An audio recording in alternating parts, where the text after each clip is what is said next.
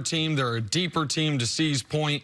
And unlike most series that Philly would play, Philly doesn't have the clear-cut best player. In fact, the Raptors might have the best player. Kawhi Leonard, I think most people think, is still at least a tick above Joel Embiid. But that doesn't mean the Sixers don't have a way to win. And that's why this series is so fascinating to me, because there are a lot of questions Philly is going to have to answer that, if they're smart, they've been thinking about since the regular season ended. They knew that it was going to be Sixers-Raptors in the second round. They knew the Magic weren't going to beat the Raptors and that they should be able to handle the Nets. So has Brett Brown been working on a way to stagger Simmons and Embiid better?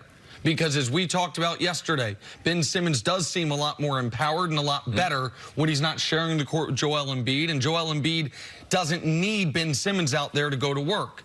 Can Jimmy Butler be the guy that Jimmy Butler once upon a time was supposed to be, which is Kawhi Leonard, one of the best two-way players in basketball? Can he not cancel out Kawhi, but come close to it? You know, give you 80% of what Kawhi's doing, to where there isn't that distinct edge. And then on the other side, is Pascal Siakam going to continue to elevate from most improved player to, wait, is he a second star on a contender, which is what he was in the first round? There's so many, to me, storylines here. The biggest one is going to be the Sixers' lack of depth against the Raptors' overwhelming depth, but it goes a lot further than that. Yes, this is an intriguing series.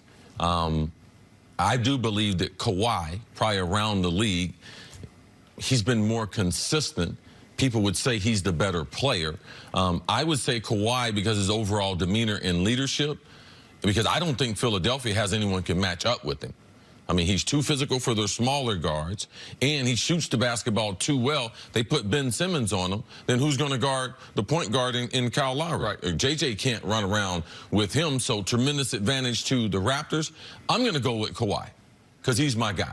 I think he's one of the most underrated superstars we've had in the NBA in the last 10 years.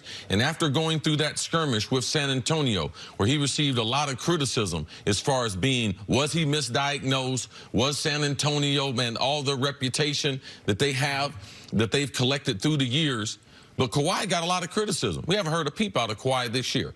They rested him for load management. But Kawhi, he's 13-0 against the Sixers, 3-0 this season. So you're talking about who got an advantage? Kawhi ain't never lost to the Sixers. So that's amazing. I didn't know that. That's amazing. I think that when you go into an NBA locker room and you have that type of cachet and you can say that, I think that's a tremendous advantage at Toronto. Remember last year we always talk about Toronto has a huge disadvantage against LeBron. Well, not only the numbers, just how many times has LeBron ended their season, or when they had championship aspirations, LeBron was the person that said, hey, hold on, we're still here in Cleveland. So for me, the advantage in this series, if it is one person, Kawhi Leonard, and how he's dominated the Sixers throughout his career. If it is going to go to the Sixers way, you're hoping Joel Embiid is healthy enough and is able to go the distance to be able to compete against this team. How do you slow down or stop Joel Embiid if you're the Raptors? Well, I think that they will use all their fouls available, even though he's a very good free throw shooter. Marc Gasol is a big physical guy who once upon a time was Defensive Player of the Year in this league. He's not the same player, but he has the same mind. He knows positions. He knows how to get guys out of their spots. And Serge Ibaka will not back down. No. Serge Ibaka is a legitimate tough guy in this league. Joel likes to talk, and Joel can make people mad. Serge, there is no fear in him. So Serge Ibaka is having a bit of a resurgence this year. He's going to be key as well. They're going to be key. They're also going to be key on the offensive end, how they run their offense. Typically, they can bring Joel Embiid away from the bucket. In the Brooklyn series, both of the centers for Toronto would be starting for Brooklyn if they played for them. So what he's going to face in the paint is totally different than he faced in round number 1. But what you have to watch out for on the defensive end is they're going to try to double-team Joel Embiid in the post some. You have to watch the length of Danny Green, Siakam, and Kawhi. They have long arms, and they make a lot of steals. Toronto's a very good team, and they're going to force Ben Simmons to have to be effective offensively, because I think on the perimeter they match up well with Philadelphia better than the other team besides Milwaukee. I want to talk more about Kawhi just for a moment and what maybe Philly's plan would be, because Kawhi, see, you mentioned the load management. Kawhi only played in 60 games this year. I mean, for some context, it feels like LeBron didn't play since Christmas. He played in 55 of them, right? So Kawhi only played 5 more games than LeBron. Why?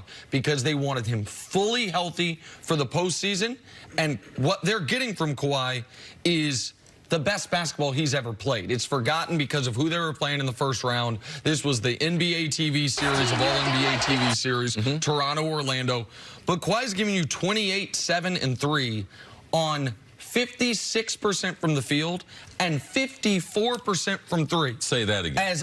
As efficient. Now, the three-point, nobody can shoot that 54% from 3 over a long enough sample, but he's been incredibly efficient, and he's doing it in only 34 minutes a game. He played 34 minutes a game in the regular season, playing exactly 34 minutes a game in the postseason. So he's been great. What you said in the beginning, I do think they're going to have to try. I think they're going to have to spend some minutes with Ben Simmons on him, because Ben Simmons does have a length advantage. Now, that does mean J.J. Redick's going to have to guard somebody, and so that does create a problem for them. Could they put Ben Simmons on Kawhi and Jimmy Butler on Kyle Lowry? Sure, but at some point, you trickle down, and J.J. Redick's guarding somebody, which can be a problem for them. Green.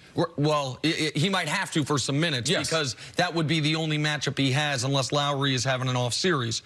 But this is, to me, the underlying story of this is Brett Brown got a lot of credit for dealing with the process, for dealing with all the losing and the team staying unified. And now that we've seen Brett Brown play in coaching playoff series, high leverage games, people are starting to pick away at weight. Brett Brown was a good coach to get you from A to B, but is he the right coach to get you from B to C? It is going to take legitimate, not only adjustments, but smart rotations as far as when my guys are out there, because you only have 6 guys you trust with Philly. Toronto's got 9. And so how can you make sure that you are not getting killed when you go to your bench unit? That's on the coach as much as anybody. So that's something really important to watch in this series. And we'll talk more about this, but I think the coaching